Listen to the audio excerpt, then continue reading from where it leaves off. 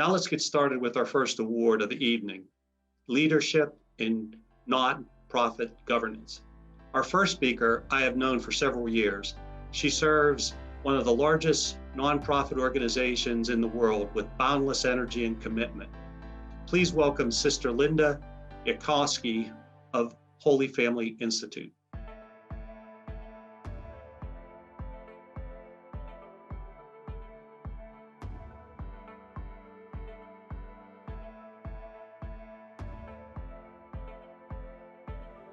It's a privilege and honor to introduce our next awardee.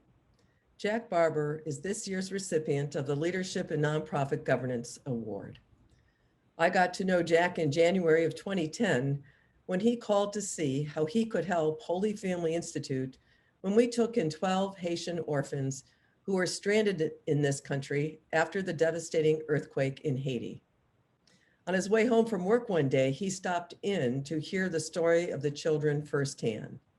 He then marshaled the resources of Buchanan, Ingersoll, and Rooney in Pittsburgh and Washington, D.C., so that we had the legal support we needed to care for the children. I am pleased to report 11 years later that the Pittsburgh 12, as they were dubbed, are doing well in their adoptive homes. Now at this time, Jack was the CEO, managing director, and chairman of Buchanan, Ingersoll, and Rooney, one of the region's largest law firms. He now serves as the executive chairman. At the same time, Jack offered to help Holy Family. He was involved with the University of Pittsburgh, the Carnegie Museums, the United Way, the Allegheny Conference on Community Development, the Governor's Advisory Council, all of which he served as a member or trustee. His offer to help Holy Family is just one example of what a selfless leader Jack is, who is deeply committed to the greater good of the Pittsburgh community. Serving as the chairman of the board of the United Way, Jack facilitated mergers with the United Way of Westmoreland County and Butler County.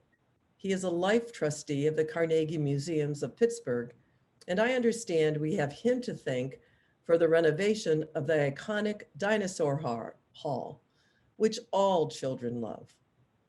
While on the board of the University of Pittsburgh, he helped to steer the development of a campus master plan. In nominating Jack and securing letters of reference, I heard over and over what I experienced firsthand myself. Jack has a strong inner compass. He is a skilled communicator, loyal, generous, humble, has good judgment and a willingness to listen. A colleague of Jack wrote in his letter of reference that Jack is a committed leader who is unfailingly respectful and whose exceptional talent, quiet confidence, unquestioned integrity, good judgment, and common sense seem to have propelled him into a position of leadership in every group that he has served. Congratulations, Jack. You are the indomitable leader in nonprofit governance. Thank you, Sister Linda. I can tell you from personal experience that adults love the Dinosaur Hall too. Up next is Carolyn Duranio of Highmark Health and a platinum sponsor of this evening's event to present the award to a great guy, Jack Barbour. So Jack, I am so delighted to be here with you today to congratulate you on being the Director of the Year for the NACD. And I have a couple of questions for you so that you can show all the rest of us how to do this. So first, I'm really curious. So what do you think that a director should do to be a good director? You know, what makes a good director?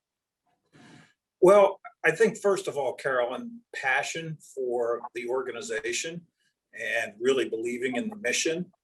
And I'll give you an example of my experience with the Carnegie Museums. My grandmother worked in the cafeteria of the Carnegie Museums when I was young. And she lived in Pittsburgh and worked in the museums. We lived far away in Mercer County. This was pre-interstates. And about once a month, we'd come down and pick my grandmother up after work on a Sunday. But my dad would always get us there an hour and a half early, and we would tour the museum. And so I grew up touring Carnegie Museum and really loving it when I was very young, 5, 6 years old. Fast forward about 30 years, I was a lawyer. I became interested in what could I do in the nonprofit world. And we had a client, Milton Porter from L.B. Foster Company, who was, I think, the board chair of all the Carnegie Museums at that time. And I asked Mike if I could become involved with the Museum of Natural History. Well, he talked to the CEO at the time, who was Bob Wilburn, who said, I'm delighted to have anybody in their 30s be interested in the Museum of Natural History, because people are usually interested in the art museums or the science center, but not the Museum of Natural History. And the more I got involved with the Museum of Natural History, the more I loved it. You learned to know the curators and found them to be some of the most brilliant, delightful people you ever met. And you just wanted to know more and more.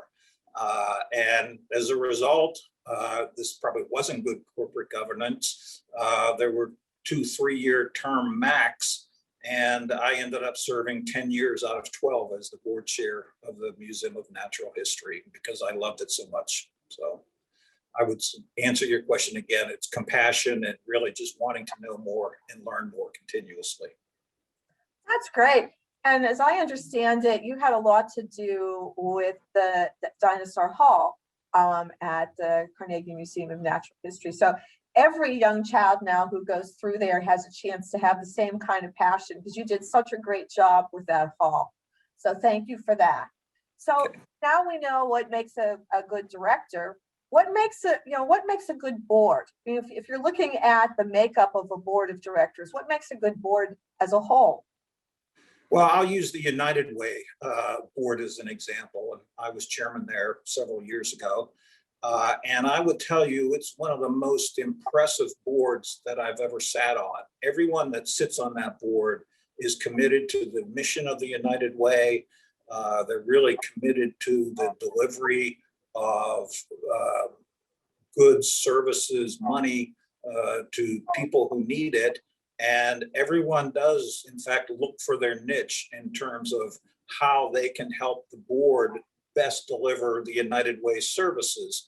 And United Way probably has 50 ways it delivers services to the citizens of southwestern Pennsylvania.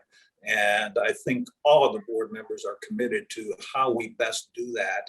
And I think it's that commitment and knowledge that just sitting in the boardroom and doing nothing is not what we're there for. We really are there to deliver services. And I think the United Way board has focused on that and has in fact accomplished that about as well as it possibly can. So. Thank you. You know, Jack, you are such an example to all of us. You have just really dedicated so much time to the community. And have been such a terrific director on nonprofits. So you absolutely deserve to be Director of the Year. And it has really been my honor to be the one who got to ask you the questions. So thank you so much for being such an example to all of us. Well, thank you, Carolyn. It's an honor to have you conduct this interview. And it really was an honor to have Sister Linda make that introduction that she did. Sister Linda's wonderful. And I was just really floored by the kind things she had to say about me. So thank you. All of them true too, which you would expect from a sister. Yes. So.